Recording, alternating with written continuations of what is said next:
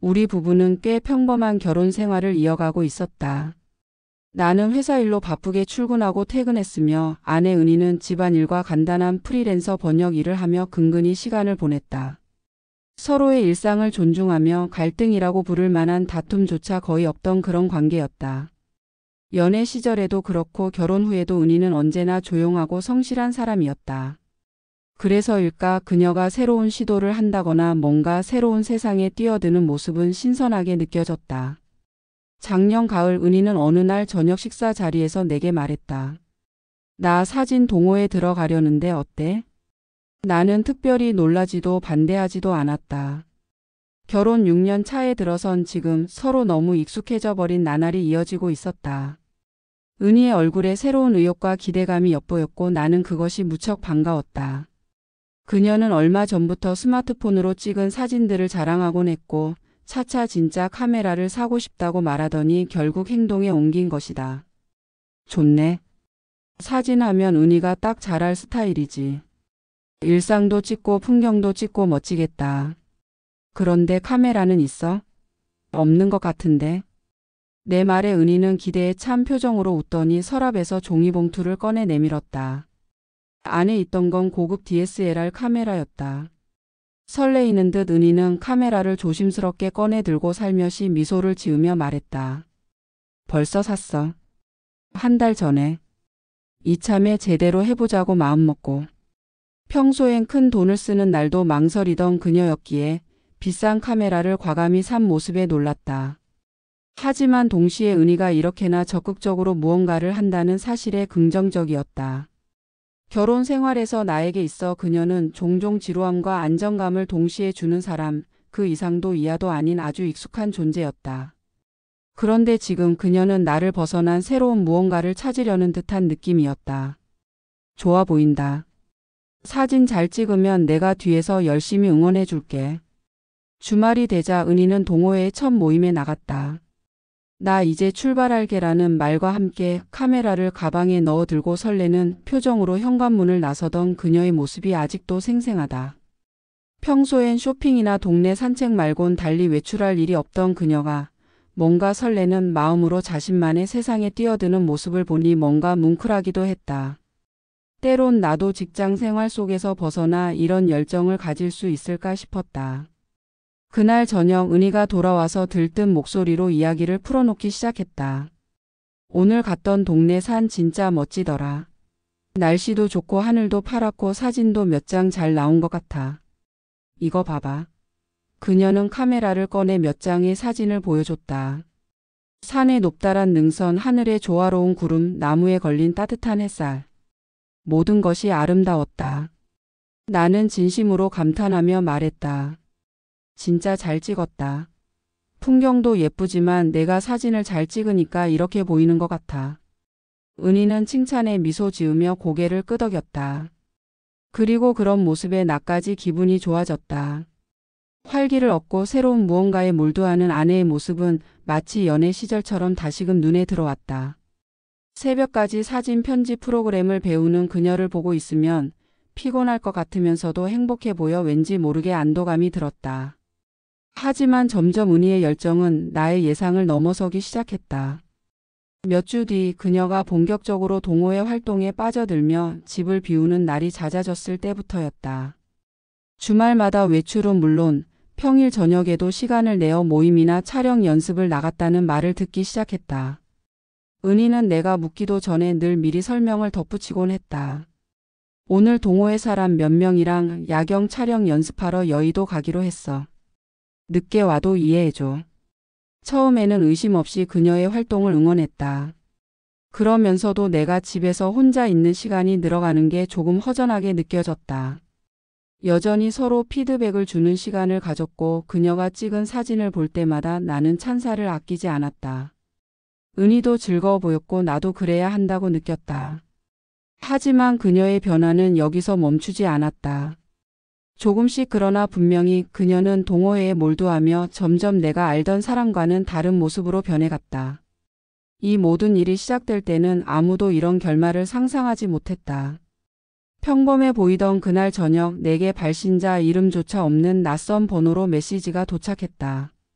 처음엔 스팸 메시지겠거니 하며 무심코 지나치려 했다. 하지만 곧 호기심이 들어왔고 무심코 화면을 띄웠다. 첨부된 영상 파일 하나와 짧은 메시지, 진실을 확인해 보십시오. 순간 등골이 서늘해졌다. 진실을 확인하라니? 무슨 뜻일까? 나는 터치 몇 번으로 영상을 열었다. 그리고 그 순간 내 머릿속은 공포와 충격으로 얼어붙었다. 영상의 중심엔 아내 은희가 있었다. 알몸으로 내가 알던 그녀의 모습이 아닌 누군가 전혀 다른 사람처럼 보였다. 그녀는 낯선 스튜디오 같은 곳에서 남자의 지시에 따라 포즈를 취하고 있었다. 남자는 냉정하고 건조한 목소리로 왼쪽 어깨 좀 더 내리고 그래. 자연스럽게 웃어바라며 촬영을 이어갔다. 은희는 마치 오랜 경험이 있는 모델처럼 그 지시에 따라 움직였고 순간 그녀의 목에는 내가 선물했던 작은 은목걸이가 반짝였다. 말도 안 돼. 나는 숨을 쉬는 것조차 잊어버렸다. 단 30초 남짓되는 영상이었지만 그것만으로도 내 결혼 생활을 갈갈이 찍기에 충분했다. 처음엔 합성 영상일 거라고 스스로를 속였다. 요즘은 기술이 발달해 누군가 나쁜 의도로 얼굴을 합성할 수도 있는 시대 아닌가. 하지만 내 머리 한구석에서는 이미 이런 식으로 핑계를 대는 것이 의미 없다고 속삭이고 있었다. 그녀의 습관적인 손짓, 움직이는 방식, 목에 걸린 목걸이. 그 모든 것이 분명히 은희였다. 낯선 남자 앞에서 그녀는 내가 알던 아내가 아니라 전혀 다른 사람처럼 보였다. 손이 떨리며 휴대폰을 손에서 떨어뜨릴 뻔했다. 머릿속은 온통 뒤죽박죽이었다. 믿을 수 없는 배신감과 혼란이 나를 사로잡았다. 영상을 본 이후 무엇을 해야 할지조차 떠오르지 않았다. 은희가 집에 들어온 건 긴장으로 가득한 내 머릿속을 맴돌던 수백 가지의 생각이 혼란스럽게 교차하던 그때였다. 여느 때와 다름없이 웃으며 들어왔고 오늘 길이 너무 막혔어라고 하며 카메라 가방을 소파에 내려놓았다. 나는 기다릴 수 없었다. 은희. 내 목소리는 생각보다 낮고 차가웠다. 그녀는 어색한 표정으로 나를 쳐다보며 물었다. 왜 그래? 무슨 일이야? 나는 더는 소리를 삼킬 수 없었다. 영상을 휴대폰 화면에 띄운 채 그녀 앞에 내밀었다. 이거 뭐야? 은희의 얼굴이 그 순간 굳어졌다. 처음엔 놀라는 듯한 표정을 지었지만 이내 무엇을 변명해야 할지 당황스러워하는 기색이 역력했다. 그녀는 휴대폰 화면을 들여다보더니 소스라치게 밀어내며 외쳤다. 뭐야 이거? 이게 뭔데? 정말 몰라? 여기 나온 목걸이는 뭐고 이 사람이 내가 아니라고? 끝까지 변명할 거야? 나는 점점 커지는 분노를 참을 수 없었다. 그녀는 강한 반응 대신 눈길을 돌리며 거짓된 웃음을 지었다. 합성이잖아. 요즘은 그런 기술 많잖아. 누가 나를 험담하려고 장난친 거야. 하지만 그녀의 목소리는 빈약했고 그 안에 담긴 진실은 너무 투명했다. 나는 소리를 질렀다. 제발 이제 그만. 거짓말하지 말고. 왜 이랬어? 어떻게 된 거냐고. 긴 침묵이 흐르더니 은희는 머리를 떨구며 아무 말도 하지 않았다. 설명하려는 의지도 없고 거짓말로 덮을 여지도 없는 자신을 스스로 인정하는 것처럼 보였다. 그날 밤 나는 한마디 대화도 없이 거실 소파에서 굳은 채로 밤을 지샜다. 그녀는 침실로 들어갔지만 우리는 다 알고 있었다. 그 사이에 놓인 골짜기는 우리가 다시 되돌아올 수 없을 만큼 깊게 벌어졌다는 것을. 다음 날 새벽녘 불면의 시간이 지나고 나는 혼자 그녀의 휴대폰을 손에 들었다. 떨리는 손이 터치하는 화면은 그녀의 동호회 단톡방이었고 그 안에는 낯선 공지와 메시지들이 쏟아져 나왔다. 모델 구함. 일시간 50만 원. 포즈별 추가 보너스 지급. 그 밑에는 몇몇 동호회 회원들과 주고받은 메시지들이 즐비했다. 어떤 대화는 기술적인 촬영 내용 같았지만 어떤 것은 외부로 절대 누출돼선 안 될 은밀한 메시지들로 가득했다. 심장이 무거운 추처럼 가라앉았다. 그녀는 카메라 앞에서 렌즈 앞에서 돈을 위해 몸을 판 것이다. 그 모든 진실이 차곡차곡 드러나는 순간 나는 거짓과 어두운 길로 뒤덮인 그녀의 또 다른 삶을 마주했다. 새벽 공기가 서늘했다. 머릿속은 복잡하고 심장은 여전히 전날 밤의 충격으로 두들겨 맞는 듯 요동쳤다. 은희의 휴대폰 속에서 내가 발견한 것들은 도저히 믿을 수 없는 일이었다. 그 속에 담긴 단톡방 메시지와 사진들, 그리고 정체 모호한 남자들과의 개별 대화들은 어제 내가 받은 영상보다도 더 생생하게, 더 파괴적으로 진실을 내뱉고 있었다. 정확히 어떤 순간부터 은희가 이렇게 변하기 시작했는지 알 수 없었다. 처음엔 그저 평범했던 사진 동호회였던 것 같다. 하지만 단톡방에는 활동이 활발한 일부 남성 회원들이 모델 모집 공고를 올리거나 개인 촬영 스케줄을 잡는 대화들이 많았다. 내가 처음 봤을 때 존경받을 만해 보였던 은희의 사진 취미는 이미 그 안에서 어딘가 기형적으로 변해 있었다. 그녀는 그 방에 깊숙이 발을 들여놓아 버린 것이다. 이후 대화 기록을 확인할수록 마음은 한없이 차갑게 식어갔다. 누드 촬영 모델 모집 공고글이나 그 공개 채팅에 사람들이 남긴 재밌겠다. 이번에 참가할 사람. 같은 대수롭지 않은 반응들. 처음에는 단순한 농담처럼 보였다. 그러나 은희의 개인 대화 속에서는 지난번 촬영료 잘 받았어요. 다음 주 준비될까요? 와 같은 주고받은 문자가 수두룩했다. 첨부된 사진 파일에서는 그녀가 평소 우리 둘이 여행을 다니며 신고했던 필독한 신발까지 보였다.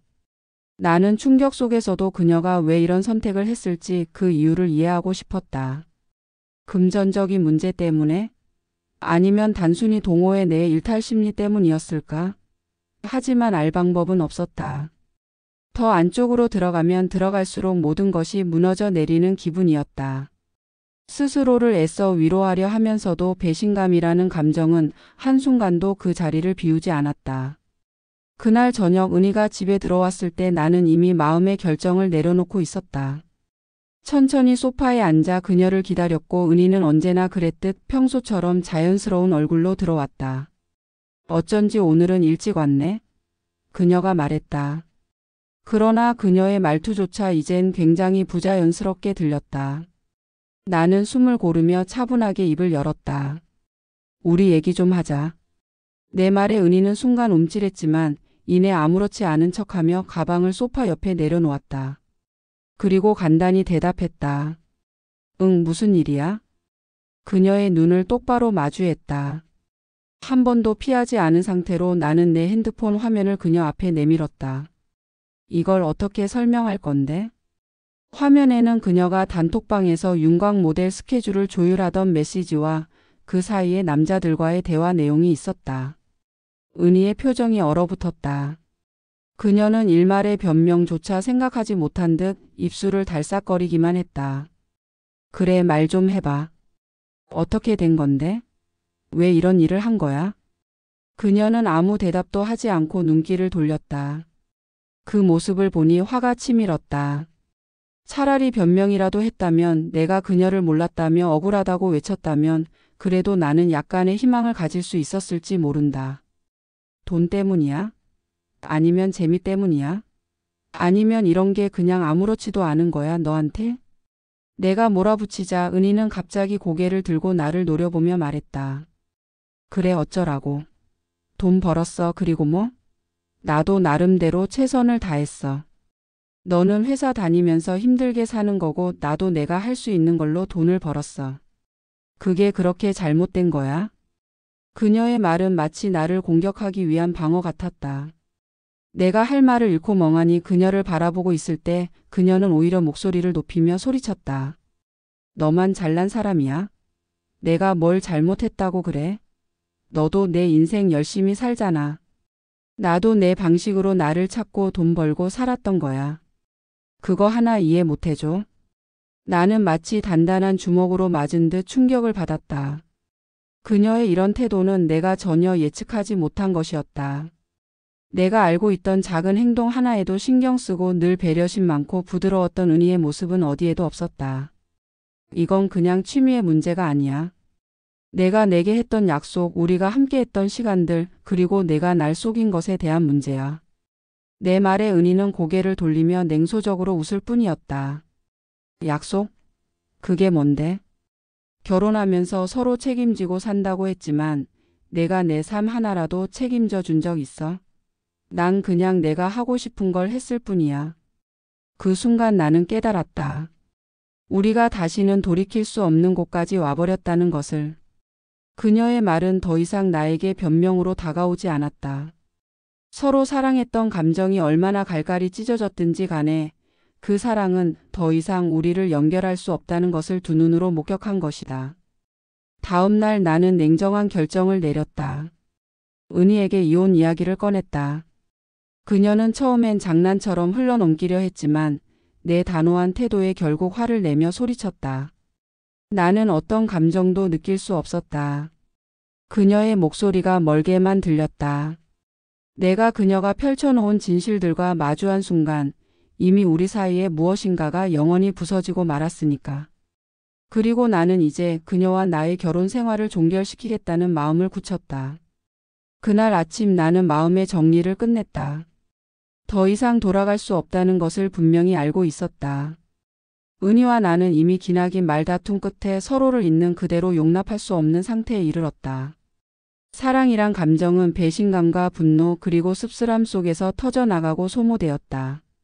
이제 남은 것은 단 하나뿐이었다. 모두 정리하고 각자의 길을 가는 일. 은희는 여전히 내가 진심으로 이혼을 결심했다는 것을 믿지 않는 눈치였다. 내가 이혼 서류를 식탁 위에 올려놓았을 때도 그녀는 한참 동안 서류를 바라보기만 했다. 그리고는 짜증 섞인 목소리로 말했다. 너 진짜로 이혼하겠다는 거야? 그깟 영상 하나 가지고 이렇게까지 할 필요 있어? 나는 그녀의 말에 웃음도 답변도 하지 않았다.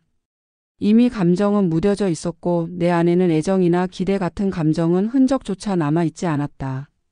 하지만 그녀가 마지막으로 어떤 말을 하고 싶은지 들어줄 인내심만은 남아있었다. 솔직히 너도 잘 알잖아. 결혼하고 나서 내가 얼마나 답답하고 얼마나 갇혀 있었는지. 너는 내 일만 하고 나는 집에서 널 기다리기만 하고. 취미 하나 가지려고 동호회에 들어간 건데 그게 여기까지 온 거야. 난 그냥 재미있고 새로운 세상을 찾고 싶었던 것뿐이라고. 나는 한숨을 내쉬었다. 그녀의 말에 동정이라도 느껴야 할까 싶은 생각도 잠시 스쳤지만 이미 멀어졌다. 그래, 내가 답답했을 수도 있지. 나도 완벽한 남편은 아니었으니까. 그렇지만 내가 잘못한 건 그걸 나한테 솔직히 얘기하지 않았다는 거야. 내가 저지른 일들을 제대로 해명하려 하지도 않았고.